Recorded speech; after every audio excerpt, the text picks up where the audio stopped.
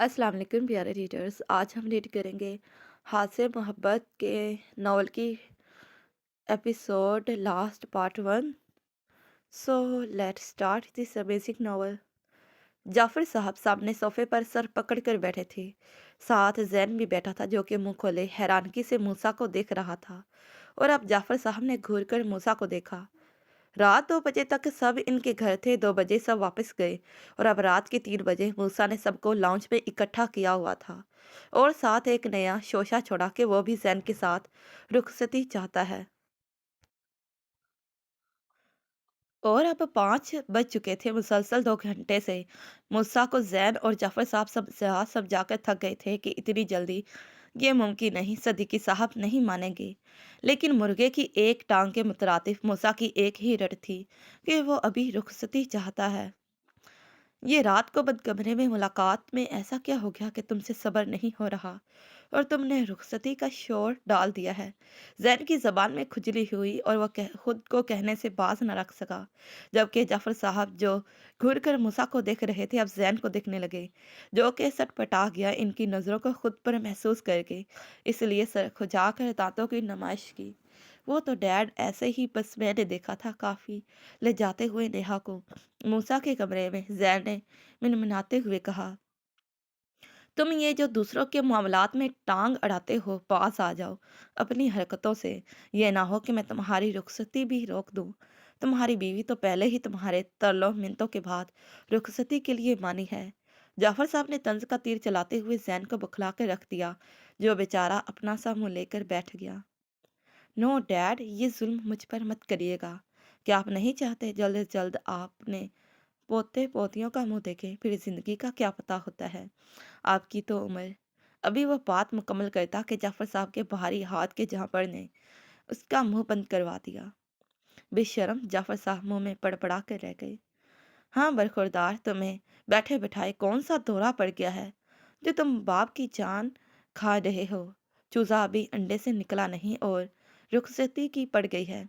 जैन ने जाफर साहब की बात पर कहका लगाया, जबकि मूसा ने खुफकी भरी निगाहों से जाफर साहब और जैन को देखा, जिस पर जैन ने मुंह पर उंगली रखी।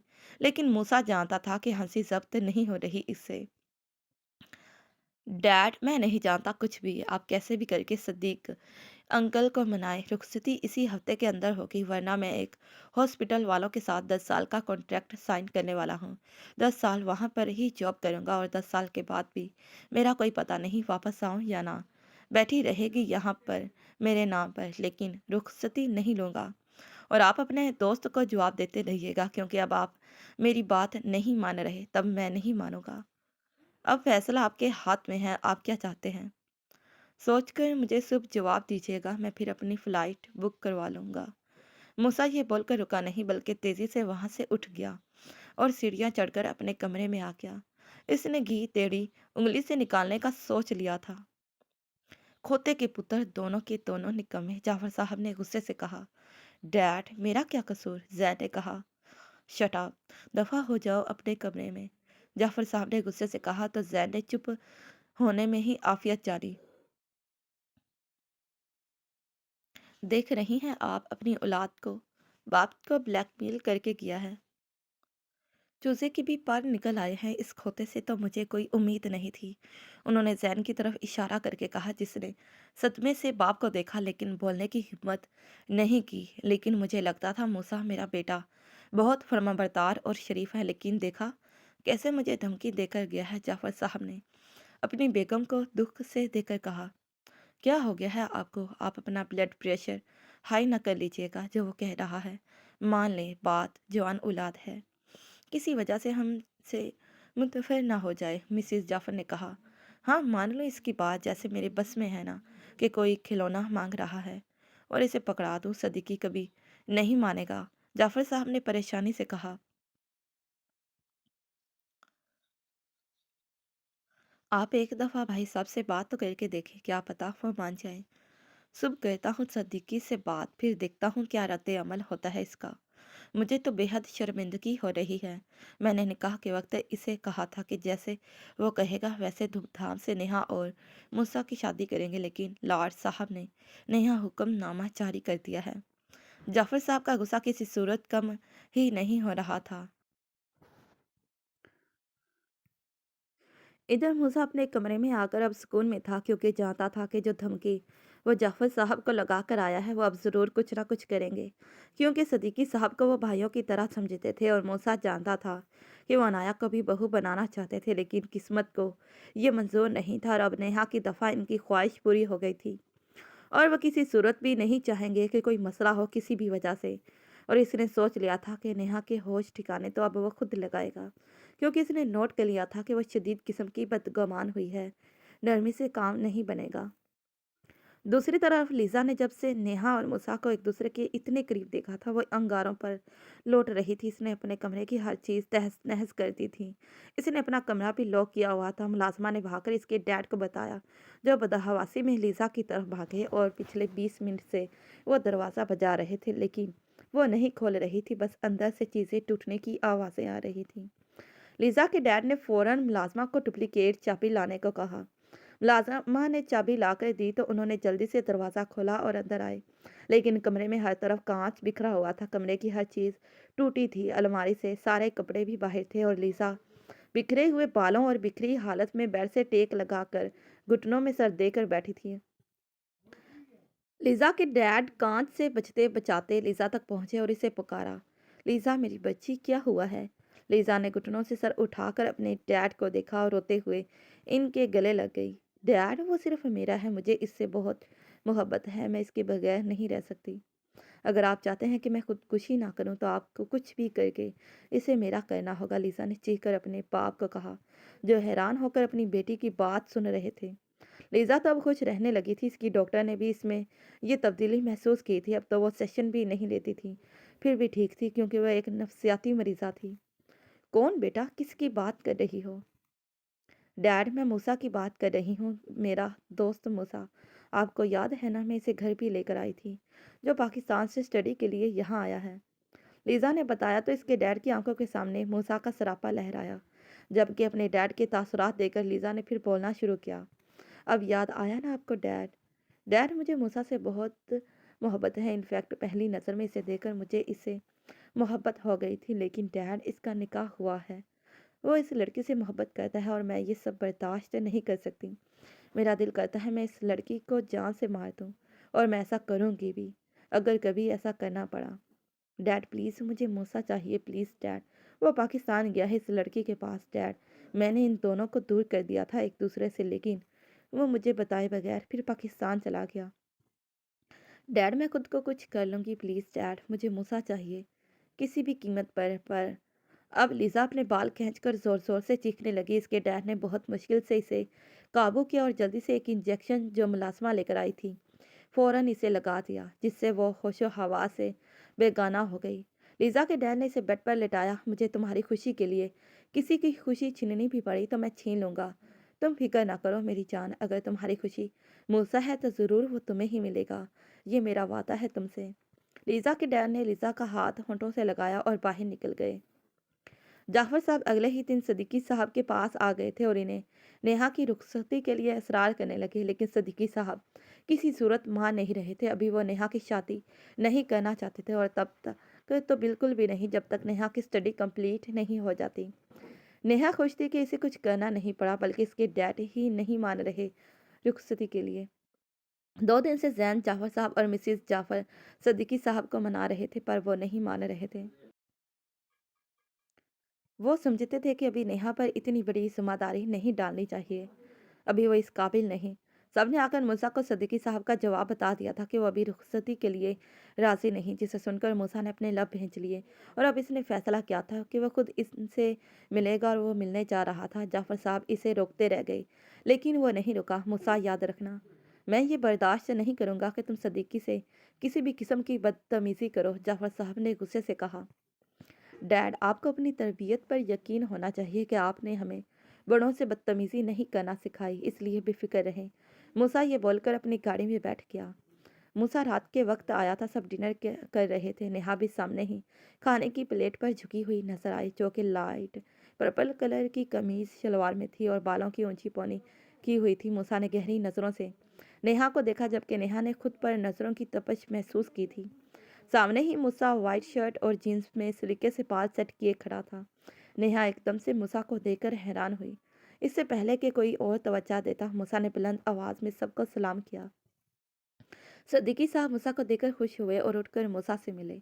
अरे आओ बेटा, बैठो, खाना खाओ।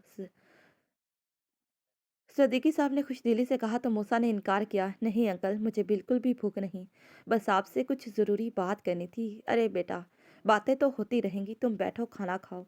सिद्दीकी साहब के असरार पर मूसा नेहा की बिल्कुल सामने वाली कुर्सी पर बैठ गया। जबकि नेहा ने अपना पहलू बदला। वो समझ गई थी कि वो क्या ज़रूरी बात करना चाहता है, लेकिन वो बेफिक्र थी कि इसके डैड नहीं मानेंगे। इसलिए वो मूसा के दिखने पर मुस्कुराती हुई कुर्सी धकेल कर उठ गई। बस मॉम, मेरा हो गया डिनर, में अपने कमरे में जा रही हूँ। आसिया बेगम ने इसे आंखों से इशारा किया कि बैठी रहे, लेकिन वो भी ढीठ बनी, अपने कमरे की तरफ बढ़ गई। जबकि मूसा की नज़रों ने दूर तक इसका पीछा किया। सदीकी साहब और मूसा खाना खाने के बाद कमरे में आ गए और मूसा सोच में पड़ गया कि वो कैसे सदीकी साहब को कायल करेंगे। बोलो बेटा, क्या बात करनी थी? अंकल, बात वही है जो मॉम, डैड और भाई आपसे करके गए हैं कि मैं वो रुखसती चाहता हूँ। देखो बेटा, मैं अभी रुखसती नहीं करना चाहता। एक तो मैं खुद अभी इस हक में नहीं, और दूसरा नेहा अभी बिल्कुल भी राजी नहीं। अंकल, वो राजी होगी भी नहीं, ना ही आज और ना ही कल। जबकि मूसा की बात पर सदीकी साहब ठठक गए। क्या मतलब तुम्हारी इस बात का? अंकल, मैं नहीं जानता वो मेरे लिए क्या बदगुमानी दिल में पाल कर बैठी है। वो मुझसे फ़ोन पर बात नहीं करती थी, हर वक्त मसरूफियत का बहाना, और मैं इसे इसका गुरेज समझता रहा। लेकिन वो शदीद किस्म की बदगुमान है। मेरी ये क्लास फेलो है, सिर्फ क्लास फेलो, वो मेरी दोस्त भी नहीं है। इसने एक दो दफ़ा तस्वीरों में और वीडियो कॉल पर इसे मेरे साथ देख लिया है, और वो समझती है कि मैं इसमें इन्वॉल्व हूँ। जबकि मैं खुदा को हासिल नासिर जानकर कहता हूँ, मैंने तो नेहा के अलावा कभी किसी और को सोचा भी नहीं। फिर पता नहीं क्यों वो ऐसा कर रही है। और आप यकीन करें, बात यहाँ तक पहुँच गई है कि वो मुझसे तलाक का मुतालबा कर रही है। जबकि तलाक वाली बात सुनकर सदीकी साहब ने सदमे से मूसा को देखा। ये तुम क्या बोल रहे हो मूसा? मैं सच कह रहा हूँ अंकल, मुझे इस सब का हल रुखसती ही नज़र आता है। मैं नहीं चाहता कि वो मज़ीद मुझसे बदगुमान हो और ख़ुद को ज़हनी अज़ियत दे। और आप इसकी पढ़ाई की फ़िक्र मत करें, इसका एडमिशन मैं अपनी यूनी में करवा लूँगा। वो मेरे साथ ही जाएगी। फ़ैसला आपके हाथ में है, जो आप कहेंगे मुझे मंज़ूर होगा। सदीकी साहब सोच में पड़ गए तो मूसा उठ गया और कमरे से बाहर निकलने लगा। ठीक है, ज़ैन की शादी पर ही तुम भी बारात ले आना, मैं रुखसती दे दूंगा। सदीकी साहब की बात पर मूसा ने सदीकी साहब को देखा। अंकल, आप ये फैसला दिल से तो कर रहे हैं ना? हाँ बेटा, तुम ठीक कह रहे हो, इस मसले का हल सिर्फ रुखसती ही है। मूसा सदीकी साहब के कमरे से बाहर निकला तो देखा नेहा के कमरे की लाइट ऑन है। इसलिए वो नेहा का कमरे की तरफ बढ़ गया। मूसा ने आहिस्ता से दरवाज़ा खोला तो देखा कि नेहा सर्दी में खिड़की खोलकर खड़ी है। मूसा ने कमरे में दाखिल होकर दरवाज़ा बंद किया और नेहा के पीछे खड़ा होकर अपने बाजू नेहा की कमर पर बांध कर इसे अपने हसार में लिया। नेहा डर से उछल गई। पीछे देखा तो मूसा खड़ा था। नेहा ने गुस्से से इसके बाजू हटाने की कोशिश की, लेकिन कामयाब ना हो सकी। मूसा ने मुस्कुराते हुए इसकी पिछली गर्दन पर अपने लब रखे तो नेहा ने मजीद मज़ाहमत शुरू कर दी, लेकिन अभी भी वो खुद को मूसा के हिसार से आज़ाद नहीं करवा सकी थी। अब की दफ़ा मूसा ने इसके कंधे पर लब रखे तो नेहा बेबसी से रोने लगी। जबकि मूसा को शदीद गुस्सा आया कि इसे इसका छूना इतना नागवार गुजर रहा है कि वो रोने लग गई है। मूसा ने गुस्से से इसका रुख अपनी तरफ किया। तुम्हें मेरा छूना इस कदर बुरा लग रहा है? मूसा ने नेहा से पूछा। हाँ, बहुत बुरा लग रहा है, बल्कि आपके हाथ मुझे बिच्छू की मानित लग रहे हैं, जो कि मुझे डस रहे हैं। आप जैसे डबल फेस इंसान की शक्ल भी अब नहीं देखनी मुझे। चले जाए यहाँ से। क्यों आए हैं आप मेरी ठहरी हुई जिंदगी में हलचल मचाने? नेहा का जवाब सुनकर मूसा कुछ पल के लिए तो शर्मिंदा रह गया। ये शक्ल तो अब तुम्हें तुम्हारी सारी ज़िंदगी देखनी है, और अब खुशी खुशी रुखसती के लिए तैयार हो जाओ, क्योंकि तुम्हारे डैड को रुखसती के लिए मना लिया है मैंने। अब तुम्हें मेरे चंगुल से आज़ादी नहीं मिलने वाली। और हाँ, ये दुबली पतली बीवी नहीं चाहिए मुझे। अपनी पहली वाली बीवी ही पसंद थी, वो जैसी थी। अगर मुझे इम्प्रेस करने के लिए डाइटिंग कर रही थी तो छोड़ दो। आज से बिल्कुल अच्छी नहीं लगी मुझे तुम इस लुक में। मुझे पहले वाली नेहा ही पसंद थी। शट अप, मैं जानती हूँ डैड नहीं मानेंगे रुखसती के लिए। मुझे ज़हनी टॉर्चर मत करें। ठीक है, आजमा लो। मूसा ने तंजिया मुस्कुराहट उछाली और नेहा को छोड़कर कमरे से बाहर निकल गया। नेहा की सुबह आंख देर से खुली। वो हैरान हुई कि आज इसे किसी ने उठाया भी नहीं। नेहा नीचे आई तो सामने जरदाद खेल रहा था, जिसे देख नेहा खेल गई। जरदाद, मेरी जान, आप कब आए और किसके साथ आए हो? मैं मम्मा के साथ आया हूँ आनी, और मेरे भाई भी आए हैं, जरदाद ने मासूमियत से बताया। तो नेहा ने इसके गाल चूमे। अच्छा, मम्मा कहाँ पर है तुम्हारी? वो रानो के कमरे में है। जरदाद के बताने पर नेहा आसिया बेगम के कमरे की तरफ बढ़ गई, जहाँ अनाया के साथ सानिया भी बैठी थी। नेहा भागकर दोनों के गले लगी। आप कब आई आपी? नेहा ने अनाया और सानिया से पूछते हुए जयगम को उठाया और इसे लिटाकर जयगम को प्यार किया। हम सुबह आई हैं, डैड ने फ़ोन करके बुलाया था, अनाया ने जवाब दिया। अच्छा, तो ज़रूर आपके जन्मरीत शोहर भी साथ ही आए होंगे। आप इधर हैं और वो घर पर रहें, ऐसा तो हो ही नहीं सकता, नेहा ने कहा। तो अनाया गुस्से से नेहा को पास पड़ा कुशन उठाकर मारा।